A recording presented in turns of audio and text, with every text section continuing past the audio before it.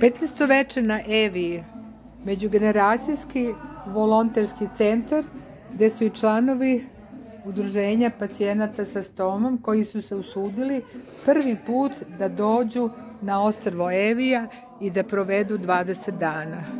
Večeras nam je bilo ribarsko veče, gde je naš prijatelj Milan pekao na roštilju ribu i kobasice.